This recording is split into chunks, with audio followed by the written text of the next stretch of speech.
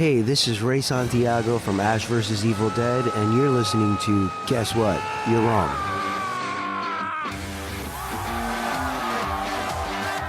Hello, horror fiends, and welcome to Guess What? You're Wrong. I know you do. The podcast where we dive into all things horror and spoil the hell out of every movie we discuss.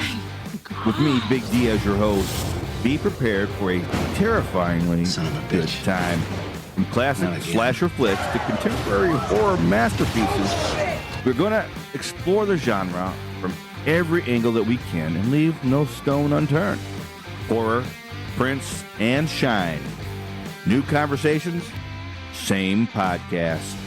So buckle up, bonehead, because you're going for a ride. Enjoy the show. Now, before we get into this episode too far, I just got a little disclaimer here. First off, all audio used in this podcast is used under the protection of fair use.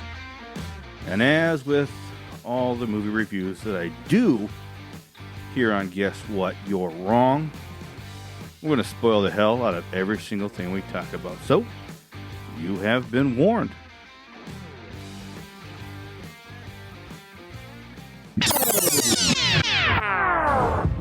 We're gonna go to Elk Grove, Michigan. That's my hometown. Gonna put an end to this horse bucky once and for all.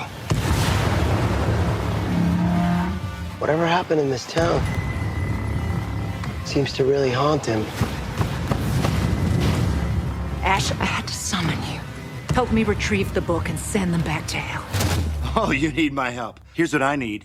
I need to be back in Jacksonville on my second keg of beer, putting my spicy man meat into a mother-daughter sandwich. Part of me is already regretting calling you here. Get used to that feeling. We gave peace a chance. Now it's time for war. You will die like all the others. Ladies first. That is horrible and also awesome. Which is everything that I do. Hello and welcome back to another stupendously chainsaw-wielding, Deadite slaying, and creepy kid-killing episode of Guess What? You're Wrong. Now today, we are finally back onto the Ash vs. Evil Dead train. I know it's been a little bit, but we're back for Ash vs. Evil Dead Season 2, and along for this ride, once again, of course, is Dave from the Piedmont Triad Podcast. Let's get into the show. So, Ash vs. Evil Dead Season 2. Yeah, man. It's about time, right? Yeah, this is my favorite season, for sure. Yeah. And I'm surprised at how much I forgot about it. It's been a couple of years since I've watched it, so I was really things I forgot. Of course, left all my notes and everything is at home. I got some stuff here. How this whole thing, it starts up, it's typical Ash, They're in Florida partying. Ash's opening scene, you think he's getting ready to fight a Deadite or something, because he's got his chainsaw, he's got everything going, and he's cracking a keg. Yeah. Dude, Yeah, him being a party animal was so sad. Oh, man. And then he got, what was it, the mother-daughter sandwich? Yeah. Gosh. Oh, Ashley J. Williams, I'm telling you. But I know. I just wish, in a weird way, it would be nice to have sort of an odd alternate universe where you see him maybe grow up a little. Like, I don't want that to be the character, but just kind of a weird aside, something that really isn't canon. That would be fascinating to see if he would be any better. I don't think he would be. I think in season 1, he said it best with shoot first, ask questions never, And I think that if he grew up a little bit, he'd start questioning some of his actions. I don't think he'd be as efficient of a and he might have to take responsibility for a few things, and that's not good. Yeah, like leaving Ruby in charge of evil while he went to party. Of course, it has to not last long, and of course the Deadites come, we have this was a cut scene with Ruby, right? That she's like running, holding the Necronomicon, and she says some words, something about, Ash. Deadites attack Ash. Ash is pissed, of course, because they had a deal. Mm-hmm. They had a deal. Yeah, it was like what she was supposed to just leave him alone, right? Him, Kelly and Pablo, and that was the gig. And yeah, of course. I mean, but I'd have it no other way, obviously. Oh, absolutely not. This is, of course, they head back. One of the Deadites that attacks him says some poem, Ashy Slashy. Well, that poem. And of course, Ash is like, "Oh, we got to go back." So they said that they head back to Michigan. Do you remember the name of the Elk Grove, Michigan is what it's called. Okay, I was about to say Dearborn, but okay, yeah, Elk Grove, yeah. Elk Grove. And of course, Pablo's still having some After Effects issues with that whole Necronomicon thing that he went through. Pablo, he's a bit of the Job of this TV show so far. He takes the beatings. Yes, he does. Yes, he does. And of course, Ash goes back into town, and everybody's happy to see him, right? Yeah, everybody. Yeah. They don't have any songs for him. No song he wants to hear, anyway. Yeah, he gets this. What was that? That picture. That picture of Ruby that he holds up that Pablo drew in the car. It's like a cartoon character. And he's like serious. Like, have you seen this woman? Yeah. Dude. Yeah, it's like watching SpongeBob trying to interrogate people. This isn't going to work. No. And we find out that the $6 million man is actually Ash's dad. Yeah. But what's his Majors? name? Lee Majors. Yeah. Woohoo. Dude. And they even when he makes some kind of joke in there too, when Ash is showing him his hand, and the guy's like, "Is it faster? Is it better? Is it stronger?" Yeah. Like, what? So a little callback to the $6 million man there. So I mean, that was good. Having Lee Majors as Brock Williams, as you say, name's Brock, but you can call me Cock. Just like he's every gross stereotype you could ever think about some gross old man kind of coming up to people and hitting on them. He's an old Ash. That's exactly what he is. That's exactly how Ash would be if he was that age. He's he's ridiculous. What's even funnier to me is how I don't think he ever shows a redeeming quality the entire time on the show. Like Ash even has one or two that pop up almost accidentally. Yeah. But right off the top of my head, I can't think of anything really good he did. He was always just kind of a consistent ass. Yeah. Well, right before he dies, he had that little redeeming quality.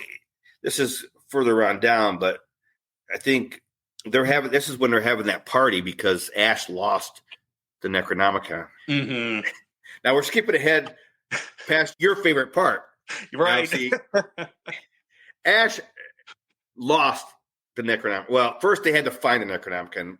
Ruby hid it inside a dead body because I guess it covers the scent, so her kids couldn't find it or something like that. Yeah, sure. This scene at the morgue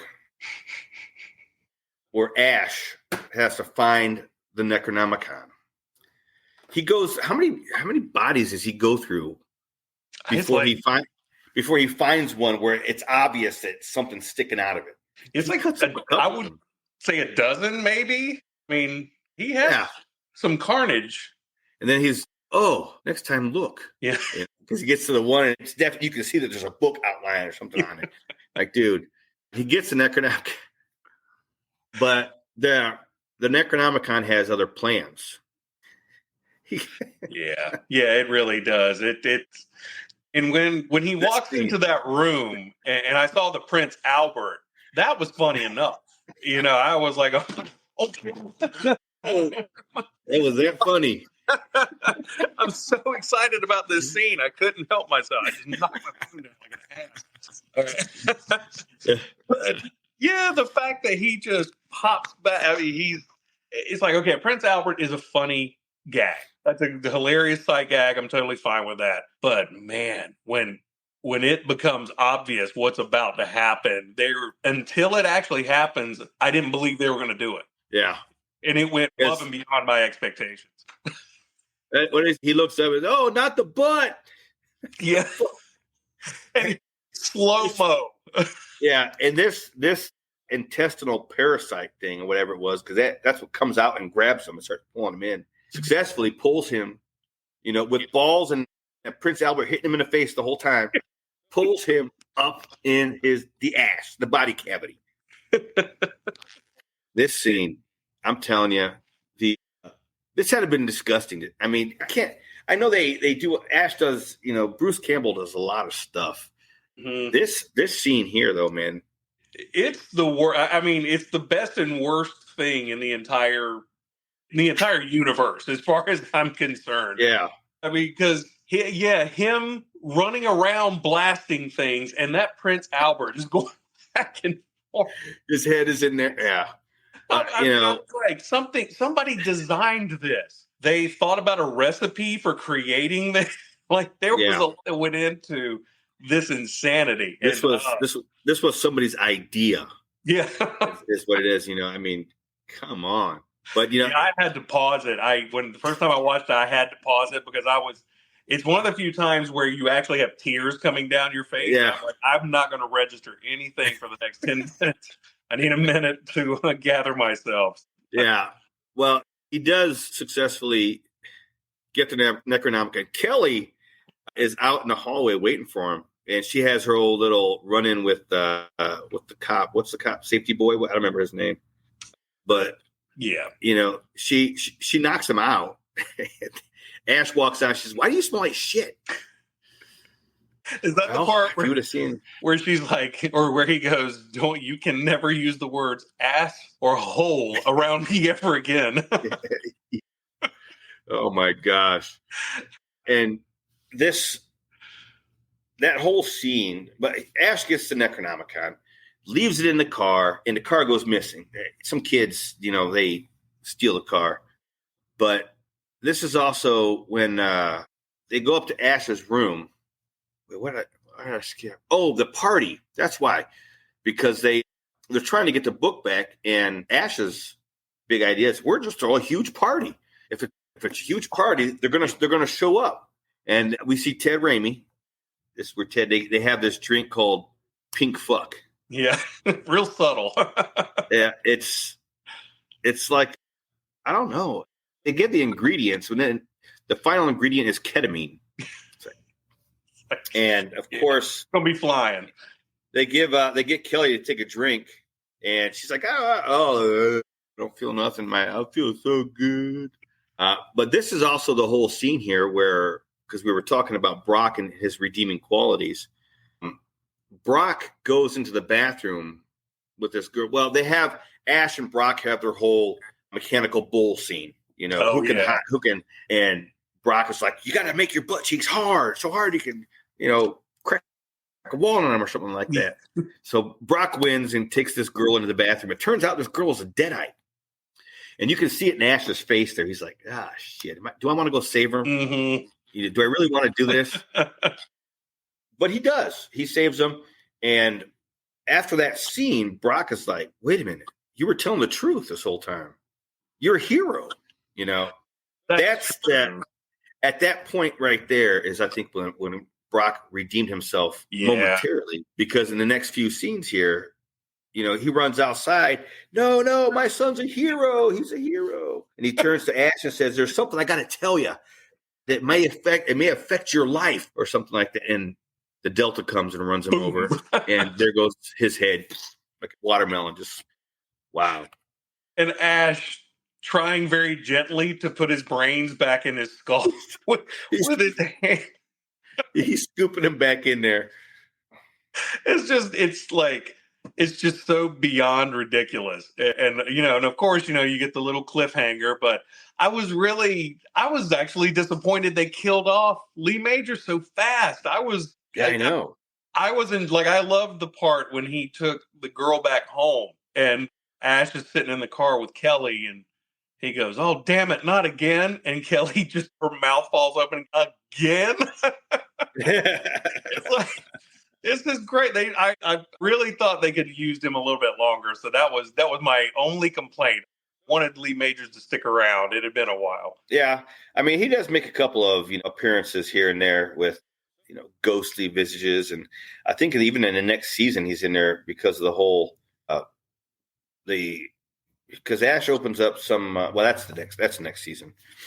Yeah, I was going to say, I don't remember that. That's what's been good about rewatching these is a lot of the details that I just completely blanked on. Like Ted Raimi, how his role in this is much bigger than I think anything he's ever been in. Yeah. Yeah, his role in this one was pretty good. Especially when they go out to, because they got to get the Necronomicon back still, and it's like in the Delta.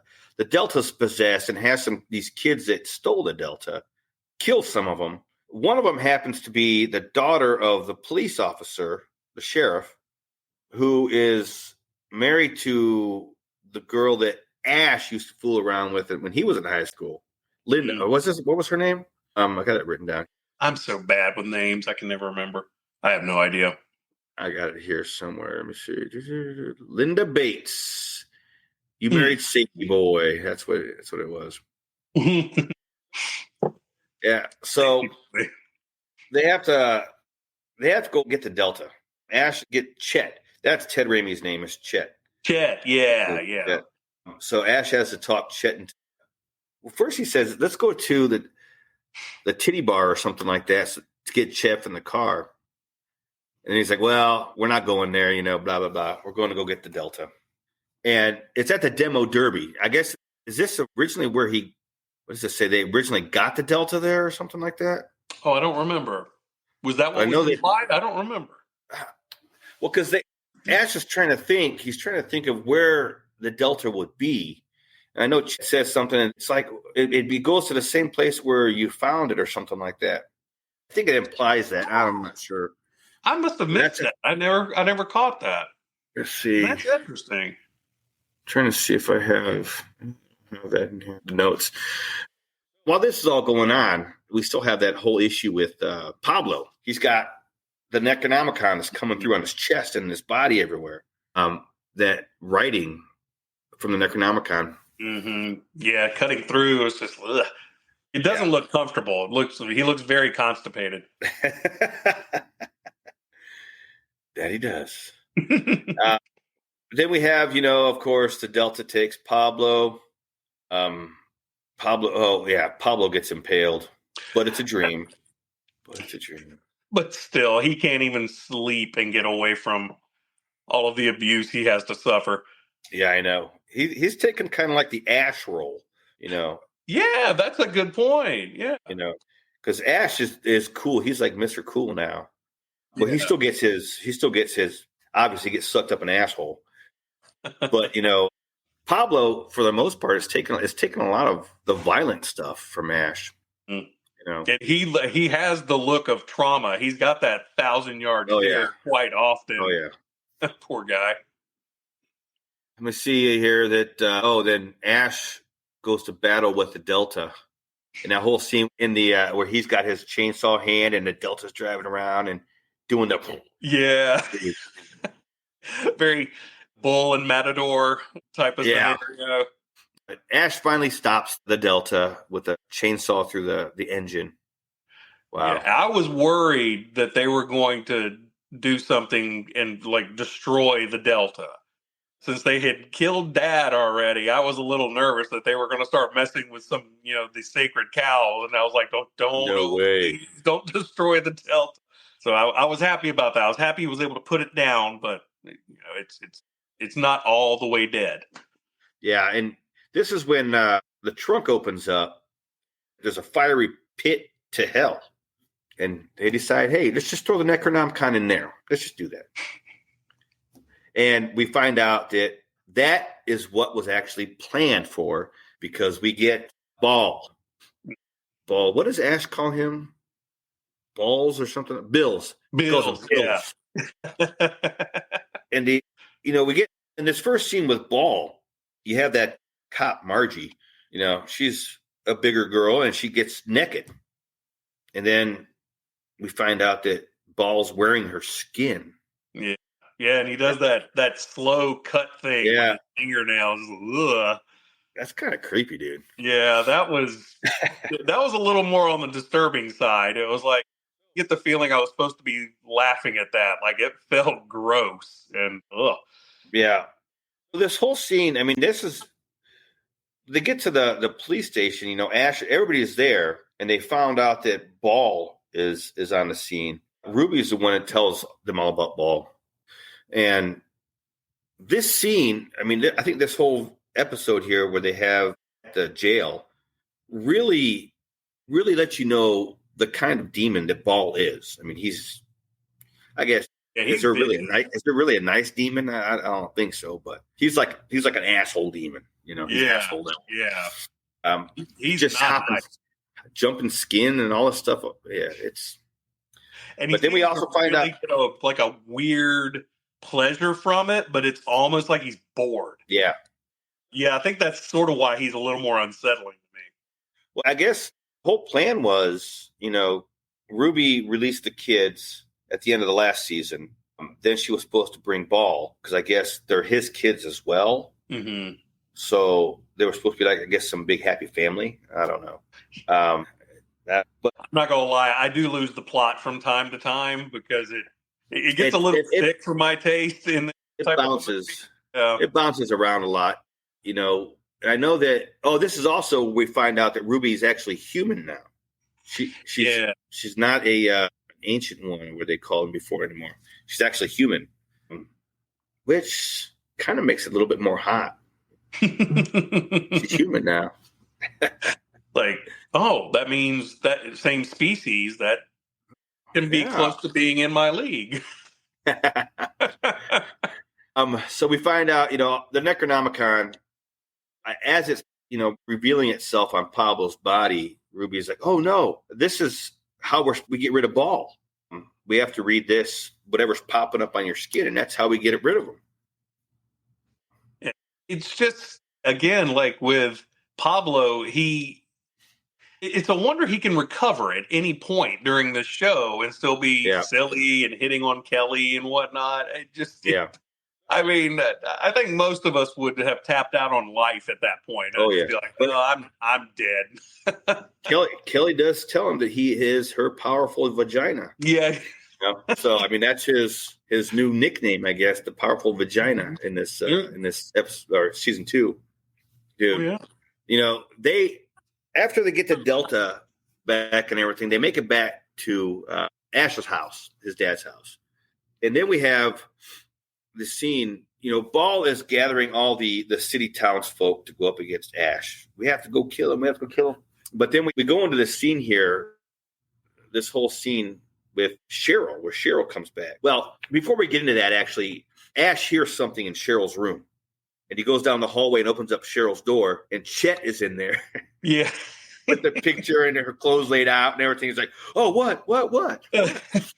So we know Chet was getting ready to pleasure himself a little bit there. It's like this was getting ready to be gross. But Cheryl does come back. And this was good to see Ellen Sandwise actually reprise this role.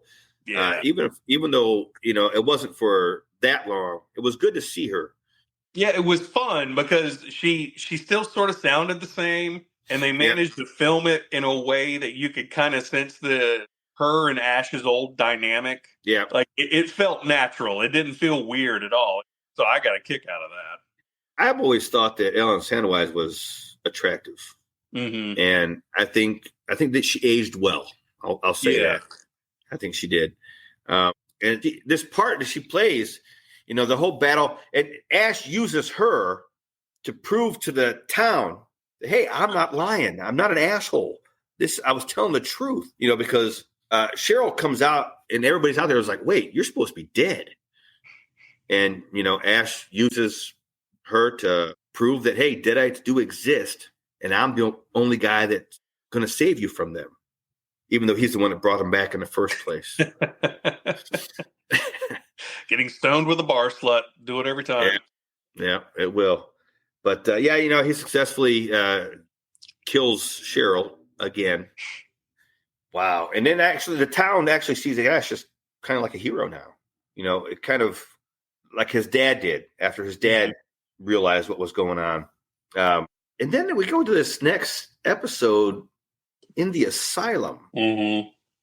This I remember when I first saw this, it threw me off completely. Me too. Because the episode before that, you had the battle with Cheryl and the town. I was like, oh, Ash is really a hero. Then the next episode, it goes right into an asylum. It was kind of weird. Mm-hmm. But it was it was very effective. We find out the reason why he's in the asylum is because Ball is messing with his head, trying to give him to kill the Necronomicon, because now Pablo is the Necronomicon. Ball knows that the Necronomicon can be used to get rid of Ball. So he's trying to convince Ash that he was crazy the whole time and, just give me the Necronomicon and it'll make it all go away. We have this whole scene where we don't know if Ash is actually losing his mind, and Bruce Campbell plays this so well, where he's losing his mind. Has he changed? Because earlier, actually, in a previous episode, I think it was, Ash had said something, the problem is we can't find Ball. And he has one of these little tracker things. I'll find him, put this down his throat, find him, and we send him to hell. Well, now that Ball has Ash in this asylum, we see Kelly as dirty and nasty, and this place is disgusting. Yeah. I was like, oh, damn, just watching it, I want to go get a tetanus shot. Yeah. But it had infection all over it, that's for sure. Yeah. Especially when they showed it, when they went to Kelly's room there and she's in there, it was nasty. Filthy. And is her room the one with the bedpan? Yeah. But we are also introduced in this episode to the Ashy Slashy puppet. Now, they made these for a while, and boy, they sold out. Oh, I didn't know that. Yeah, I tried to get one of these things, but every time I went to go, I'm sure you could probably find one on eBay or something now. Yeah. But when they first came out, I was trying to get one, and it's the puppet. You put it on your hand. I was like, that is funny. I wonder how much those things are going for. I might try and find one again because I really want one of those. Yeah, that's a fun little trinket to have, to show your fandom. Well, then we have, this at the end of this episode is when we really don't know, did Ash fall for Ball's hype? Everything, because Kelly, everybody shows up there, the real people, and Ash is seemingly trying to kill them. Mm-hmm. With, Ruby, Kelly, and Pablo are there, and Ash is his outfit too, which is kind of like the straight jackets have just been loosened, and I think it looked kind of cool on him. I like that. But that was a really effective scene too, because it is real slow and deliberate going after him, and he doesn't appear to be playing games. Yeah, and we find out though that he was playing games the whole time, and he was right. He got Ball and Pablo in the same room together. He said that he would do it, and he did. Well, yeah, this whole scene where, they hold him down, they hold Ball down, and they're like, Pablo, do what you got to do. And Pablo start talking in tongues, and he's doing all this. Dude, Pablo's cut. Yeah. Oh, I know, man. I'm like, gee, he got jacked.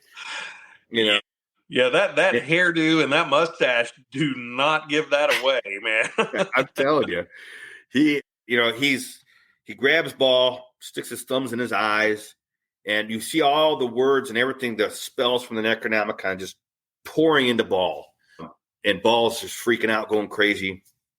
Seemingly, he kills Ball, but then the last scene of that episode, where Pablo just looks up and smiles, tilts his head, and then he just falls apart. Ball had cut him in half with his crazy fingernail. Dude, you're like, Pablo can't get a break. No, telling you, everything was almost okay. He was going to get Kelly. Everything was going to be fine. No more terror. Yeah, but then go right into this next episode, and Ash is taking it hard. He has the Delta back because she's in the Delta doing donuts and chugging whiskey. Yeah, chugging it, and he gets a bright idea. about going back in time. And it was in this season or this episode, I think that they actually got the rights to the Army of Darkness. That's Ash makes reference. He says, we can go back in time. I did it before, ended up in medieval Europe. So wow, okay. That's how they actually tied that Army of Darkness in this episode here. He gets a bright idea. Let's go back in time before I found the book, and we'll just do away with it. None of this would have happened because they want to bring Pablo back. Mm-hmm. And one thing I did notice here, I got in my notes, is that they go back in time in the Delta, and when they show up in the 80s, was it the 80s? I think. Yeah, it has been the 80s. So they show up and they go past this movie theater and there's a double feature playing. Did you notice what movies were playing? Oh, no. What? Friday the 13th, Part 3, and Poltergeist. Oh, they okay. had on the marquee. I was like, that's pretty nice. Yeah. I remember walking by theaters when they had those two movies popping up. And the marquee. Scared out of my mind. Awesome. But then they go back to the cabin because they got to get the book to destroy it, do away with it before Ash's. This is where we have this whole time travel paradox headache thing coming out. He has to find the Necronomicon and do away with it before his past self that went there in Evil Dead 1 finds the book and reads the book. Mm-hmm. But when he gets there, Professor Nobi had already fucked things up. We learn a little bit more about Henrietta. Ash is in the cellar at that cabin, and there's an old woman that's chained up in the cellar. And he's like, "What, Henrietta? What?"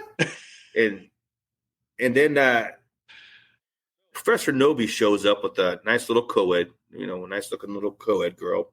And she's like, see, he's bringing another one in here. He's going to kill her too. He's so mean. So, of course, Ash, being the nice guy, right? Yeah, the nice guy. No payback needed. He unchains Henrietta. And I remember when I first saw this, I was like, no, don't unchain. Yeah. He unchains her. And, of course, all that ensues. Nobi comes down with the girl. The girl steps on a fucking bear trap. Yeah. and this being Evil Dead, there's no genteel way of showing that. No, it's, Ash successfully, I guess, knocks out Henrietta or whatever because he was fighting with her for a little bit. But he goes over to try and help this girl, and she's screaming because it hurts. It's like, you need to keep it down a little bit. Yeah.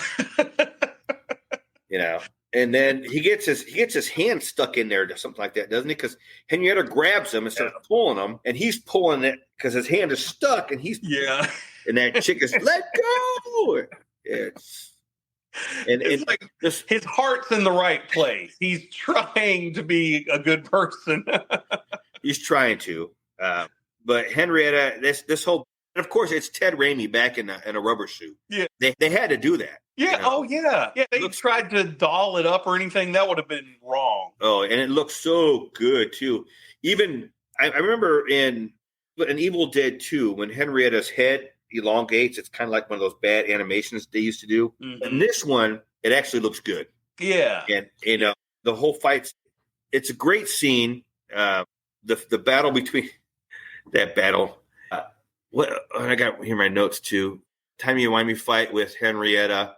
Oh, and when he gets there, one thing that I left out in my notes, when they got to the cabin there, Ash looks at one of the trees, and he makes some kind of I think he just looks at the tree sideways. And I think that might have been the rapey tree, the one that got Cheryl. Oh, you're probably right. Yeah. I bet it is. And, since they already showed, they should have had Cheryl in this. But I know. Oh, nearing the end of the season now. And we also see a young Ruby show up on the scene. There's a lot of the old Ruby is there, and then a young Ruby shows up. So you have the two Rubies, and then Ball shows up, and of course Ash is Ash. What is he? He says something about if I slept with both of you now, would it be? He makes some kind of remark about sleeping with them. Oh, Can't even remember what I didn't even put it in my notes. It just popped into my head. It was something about a three-way, but it'd be Would it really be a three-way? Yeah, something like that. Yeah, it was like he was trying to do math to understand how this might work. I mean, that's just like when he said something about "thank God for my body," but that might be giving the big man too much credit or something. Like that, thank God for the abilities that he has for killing Deadites. That's what he said. Oh, that's it. Yeah. And that might be giving the big man upstairs a little bit too much credit. But then Ash goes out. He thinks that he has successfully brought back, stopped everything. Pablo's in the trunk, all cut up. Pablo's back now, alive, seemingly. They get in the Delta and they start to drive away, but then we find out that it's not really Pablo, it's Ball. He does the whole cut thing and comes out. Man, that sucked. I was really happy. He's just a pain in the ass, man. I was happy to see Pablo back and everything. And they do it to you twice. That's not fair. Yeah. Just playing with a mouse. They go back to the cabin and they make this deal, this fight. Ash is like, "What? Let's just get it on, Let's go mano a mano. No magic, no powers, just man to man. I bet you I'll kick your ass." And then Ball's like, he says, "That's a deal. If I win, or when I win, my young ones get to defile Kelly," or something like that. Oh. And Ash is like, "Apocalypse with the side of Kelly." Okay, it's a deal. Yeah, like out of nowhere. Now, is he that confident that he can beat Ball's ass? I think he is. Yeah, because I think he's confidently stupid. I mean, he is successfully whooping Kelly. All right, whooping Ball. And there's this whole scene where his dad tries to come back and say something, but Ash is like, "No, it's Ball." He starts beating his dad's head. Yeah. Oh man. Yeah. He throws him in the bathtub, and of course there's water in the bathtub. I don't know why there's clean water in the bathtub. Right. Yeah. Place doesn't exactly look like it has clean water. Yeah. So he drowns his dad, but his dad's already dead, so doesn't really drown him. Turns around, and Ball is there using magic and is up to no good. Then he hears the voice. What does his dad say? Look in the tub, or hear Ash. He says something to Ash, and Ash looks in the bathtub, and it's his chainsaw hand. And one of the things we forgot is that earlier on, Ash has the chainsaw hand on, but then he's like, "Wow, what's this?" He takes the chainsaw hand off and he has his hand back. Yeah. Yeah. And then that's when Pablo comes back for a moment before it's Ball. And he's like, "Look, do I got a brand new spanking hand or a brand spanking new hand?" But I got preoccupied in that moment with, okay, so how does he function the chainsaw with his stump? Because theoretically that should mean the hand should make it way easier, right? I got kind of caught up in my own head during that scene, and I think I missed a couple of things after that. Yeah, I know originally when he had the chainsaw hand, he had like a little hook or something. Oh, yeah, to crank it with. Yeah, the rope would go onto that, and he would use that to start it up. But later on, it was just he just kind of grabbed it with the other hand and started it and was like, "Let's go." Yeah. Less cool. But very less cool. But his hand gets cut off again, of course, and then he finds the chainsaw in the bathtub. And this whole scene where Ball's getting ready to kill Ash, and Ash I just got a question for you. One last question for you. He said something. How is she in bed? Talking about Ruby, he said, and it kind of distracts Ball for a minute, just long enough Ash to get the upper hand again. He grabs Ball's hand with that long nail and cuts him in half. Which Ash, that was pretty cool. That was a cool scene. Yeah. I mean, so Ash successfully defeated Ball. So it's kind of cool. So they had a deal, right?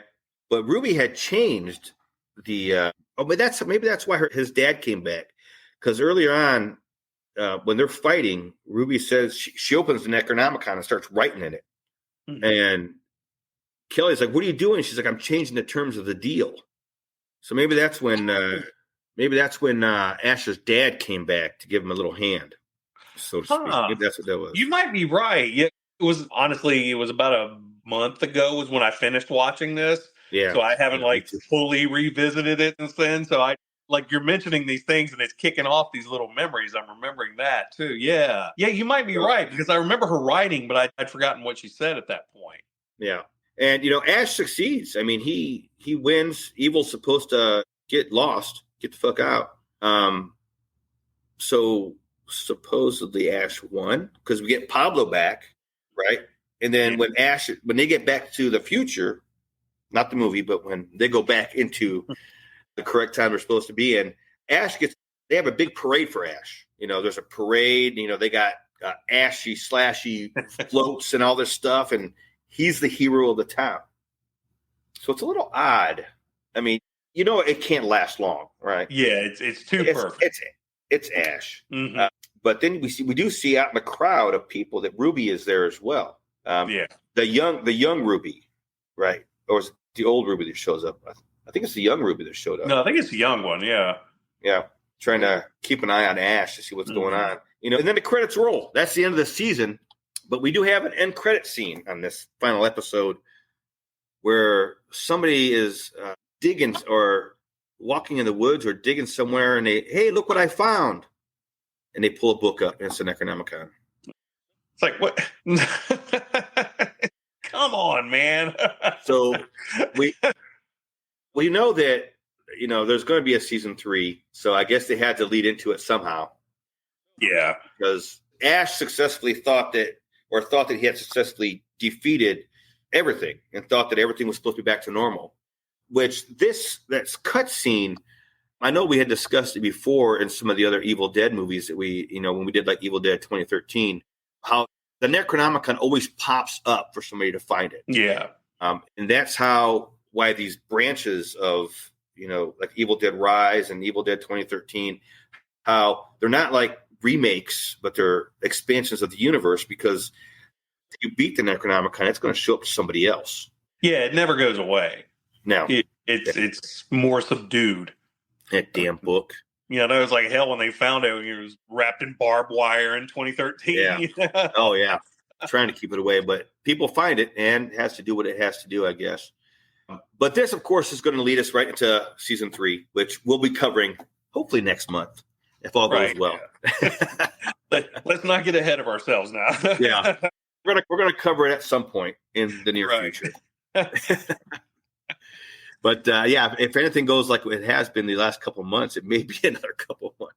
I know. December. December was just hectic as all hell. Yeah. And then I got, that week we were supposed to record initially, I got I don't know what the hell happened. I was throwing up and shitting everywhere. It was. Yeah, that's rough, man. Sounds like you got hit by food poisoning or something. And I think it might have been because I had some questionable Mexican food earlier in the day. And then as I'm sitting there doing homework with my kids, my stomach's like, you're a dick. Bubbling, burping. I'm like, oh, that's not good. I was telling my daughter, I was like, let's get through your homework here. But it didn't last long because it was bad. when your tummy is doing the boil, that's a really good sign. You're like, you better brace yourself and get somewhere quick. Yeah. And that was, and I think that happened on a Wednesday, and we were supposed to record on Thursday. And Thursday, dude, I was dead to the world. I wasn't out of bed not once. And when I did get up, I got out of bed 2 times. I don't want to get too graphic, but it was not pleasant. Nothing ended well. No. But here we are 2 months later. We're finally doing Ash vs. Evil Dead Season 2. And we're going to get it out there for you. Now, Dave, I want to thank you once again for hopping on here with me and discussing some ashy slashy. Where Shatley, you still got that in your mind. You're harboring all that luggage baggage. Yeah. Fuck. I mean, The finish line was right there. I was so close. My tongue would not allow me. Anyway, yeah. Yeah, that's how it works. That's how it works. Yeah. So, your podcast, what do you got going on with that? Well, it's been on hold. My computer's been in the shop for about 2 months, and it's supposed to be ready soon. So I've got a couple of episodes. As soon as I get it back, I'll be popping those episodes up. And let's see, going to be interviewing a woman who runs an art bar in town, and we also have a guy who runs a coffee shop called Crimson Hollow. It's like a gothic coffee shop. I'm trying to nail him down, see if I can talk to him about some of the weird things they do over there. So, yeah, if you want to listen to that kind of silly stuff, you can go to Piedmont Triad Podcast.com, and hopefully they'll be out soon. As soon as I get my computer, sooner they'll be up. It's amazing how dependent we've gotten on these digital devices to do everything. I know. I need to just let go and go ahead and engage in the cloud. This is, I don't know if it can hold episodes up there or not, but I need to let go of my paranoia and just jump in there. And so that way I can kind of access things a little easier. I'm turning into an old man that won't let go. Well, I like this StreamYard here because I can do stuff like this and I can just download the audio. I don't have to do just the audio and video. And it's real easy. To log in, man. I just paste it and it was done. That was real easy. So I'm digging this. I'm going to keep it around. Yeah, I like this. We do our live streams and everything on here too, so it's a fun time. Yeah. But that's it. That's it for this episode, Ash vs. Evil Dead Season 2. I want to thank you once again, Dave. And everybody out there, sweet dreams, love, peace, and chicken grease. And that's going to do it for the day. Thanks for hanging out with me and letting me bend your ear for a while. Ain't no time for bad shine. And until next time, don't forget, you're wrong. Later, Tater. This concludes our broadcast day. Good night, and God bless America.